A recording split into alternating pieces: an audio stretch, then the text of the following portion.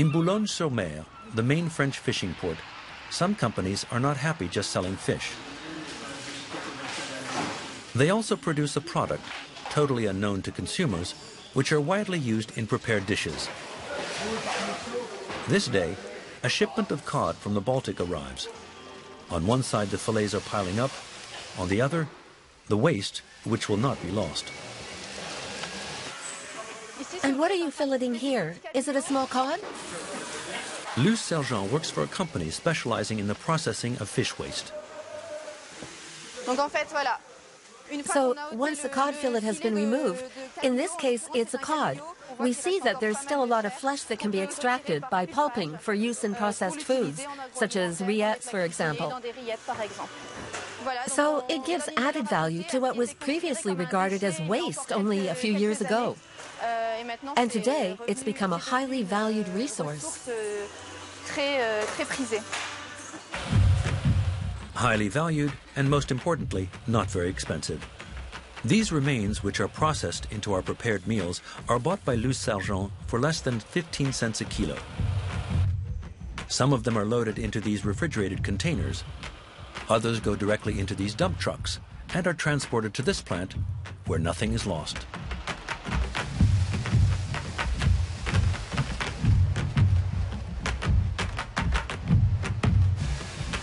Firstly, the fish skins are recovered for use in the cosmetic industry.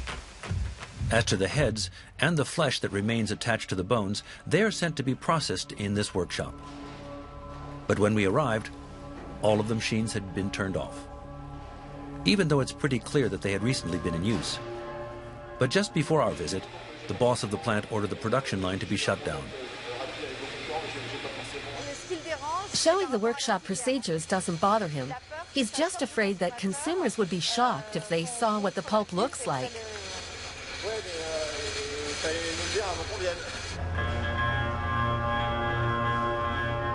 We still managed to film what the boss wanted to avoid being shown, with a hidden camera in another workshop. It's of this pulp machine in action, crushing the waste and extracting this shapeless mash and not very appetizing substance, which is called the pulp.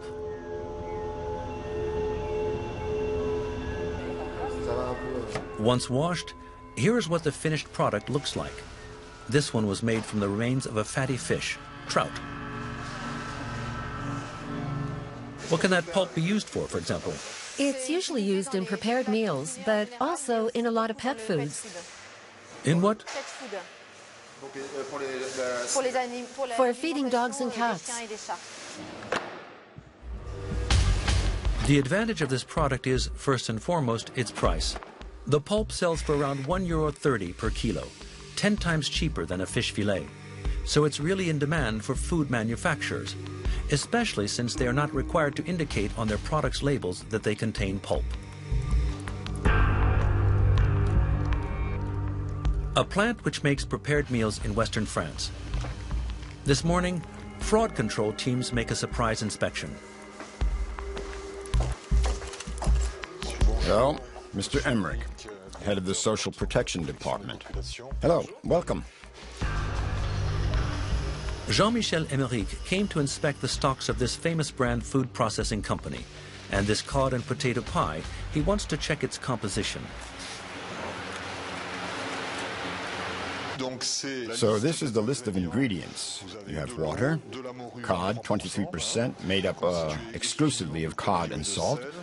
So the professional's job is to determine if there is indeed 23% of the pure product in this meal. Pure product, in a manner of speaking. When a prepared meal is labeled, for example, made with cod, without adding the words fish fillet, it is usually made with pulp. You cut off the edges, and you take sample pieces from the middle. Jean-Michel Emerick wants to check that the composition of the pulp block corresponds to what is indicated on the label. So here we have a block of fish flesh, which has been compressed because it's a frozen product. So obviously it's easier to hide other fish species by mixing them in with the cod than it would be if they were presented as fillets.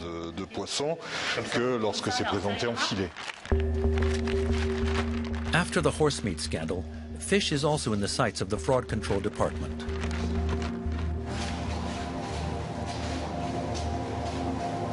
The samples are sent for DNA analysis to the Marseille National Analysis Laboratory, led by Frédéric Saltron. Identifying fish is a long and complex process. According to a recent U.S. study, 1 out of 3 fish labels is misleading, and that's the case with our pulp sample. It says there are several things in it. This shows there's a part of Pacific cod, and there are 3 parts of Alaskan pollock, as we see here on the Alaskan pollock comparison sample. So roughly speaking, we have Pacific cod and Alaskan pollock. Yes. But Alaskan pollock hasn't been mentioned as an ingredient. No. So that's illegal. It's an anomaly. We'll have to have the professional explain the possible origin of the Alaskan pollock in the pulp of this raw material. We shouldn't exclude the possibility of the accidental origin of the fish, or simply the fact that Alaskan pollock is cheaper than Pacific cod, which could be a case of fraud. And you also have another kind of possible fraud, which would be passing off a farmed fish as a wild one. Pollock in place of cod. In pulp, species substitutions are much more frequent and pose a problem of traceability. Today, the entire fish industry may be affected by these health concerns. So much so that some health professionals are completely changing their viewpoints concerning fish. Jean-Loup Mouisset is an oncologist. Today he is hosting an awareness-raising workshop on the causes of cancer for these women, all of whom are affected by the disease. Our goal is not to go after the guilty parties, but rather to take measures that will help prevent recurrence. And among the many causes that may lead to cancer, fish has become one of his concerns. Simple advice.